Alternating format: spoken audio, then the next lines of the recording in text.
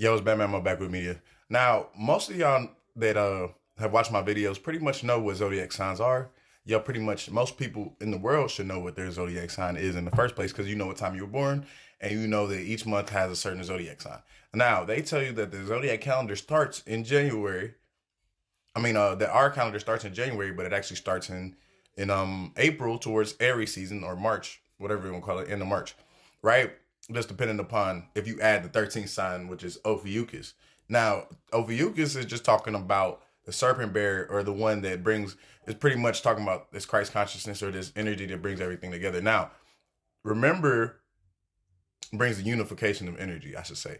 But remember, when we're talking about these 12 zodiac signs, they're connected to the 12 cranial nerves. And I'm not here to teach a whole long lesson about, the Christ energy and it rising up the spine and different things like that. What I'm saying is these 12 cranial nerves, the reason you want to know this is so you can so you can heal your vessel. So you can heal yourself. So you start to know these different components of the body to be able to when you're going to do meditation and you're going to do visualization techniques and you're going to do certain energy work, you want to be able to target these areas by understanding what signs correlate with what parts of the body. Why is it that this parts of the body are more out of balance, or they're more in balance, or they hurt more? Like Taurus being connected to some ocular nerves and different things like that, and Aries being connected to the nose and certain. You know what I'm saying? So there's many different components when we talk about the 12 cranial nerves that control certain parts of the body. And so it literally goes in order, right? So you would say that the first one, the olfactory, number one would be the sensory would be the nose. You talking about two would be Taurus, would be talking about the eye muscles. You feel what I'm saying? You talking about three would be the inside of the eye, right? Four, you feel what I'm saying, so forth and so on. That would be connected to Gemini. So as you go and you look through these different signs, remember they all go in order by the and I apologize, I said that backwards. I meant Taurus controls the eye while the Gemini controls the eye muscles. So, but what I'm saying is if you look at where your placements is on your zodiac, right?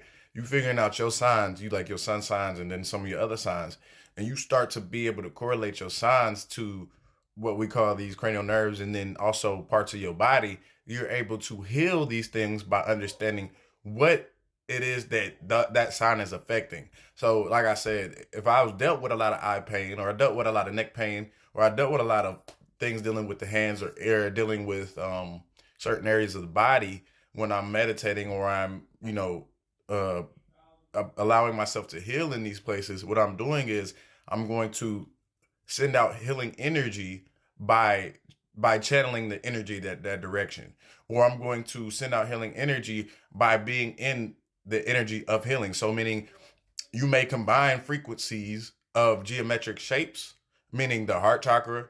Matter of fact, I'll just, so remember, if you wanted to be able to heal any part of the body, you have to be first connect to what we call prime source. You want to be able to understand that all these geometric shapes come from one shape. And so what we call the eternal flower of life, not just the flower of life, but the eternal flower of life, is telling you that when you are visualizing these shapes, you're actually connecting to these higher sources of energy. You should see, almost seem like the light is streaming down into you, right? So you're trying to and you also want to clear out negative energy first. So you want to go ahead and do videos like that. But the reason you're doing this is because you're already setting the energy or the tone in the room or the vibration. And so when you do that, now when you're trying to be able to heal these things, you have to know what it is. So if I said, oh, I was dealing with eye pain, and I'm just giving you an example with me, then I would, or the optic nerve, I would do what they call, I would not only channel the third eye chakra meditation because I understand the symbolism behind the third eye and what the power of the symbol does, the downward triangle, but also knowing it's connected to the intuition, connected to the mind space, connected to the nerves. Then I would play what?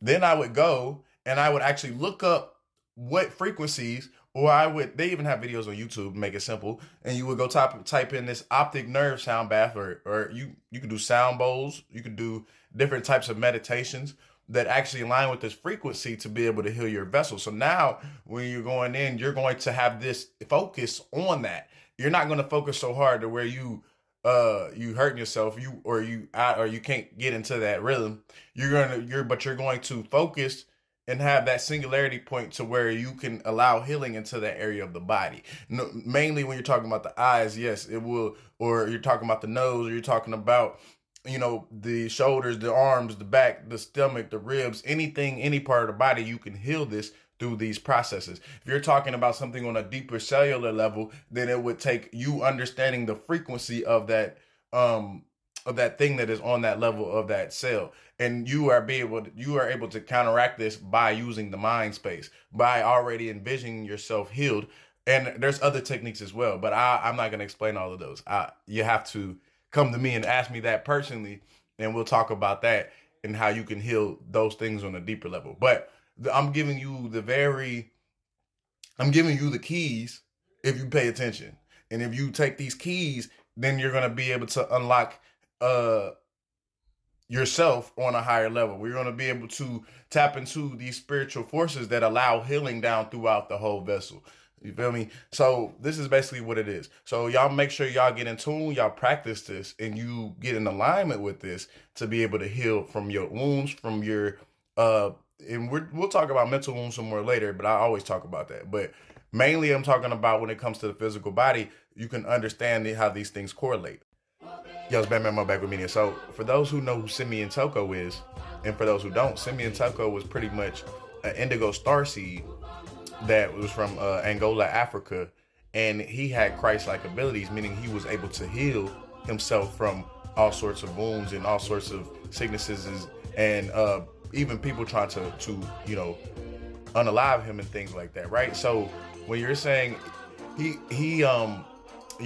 many times many people were trying to get rid of him because he was doing healing works around the community around, and he was gaining bigger followings, being somebody that's in tune with the Most High, with source energy.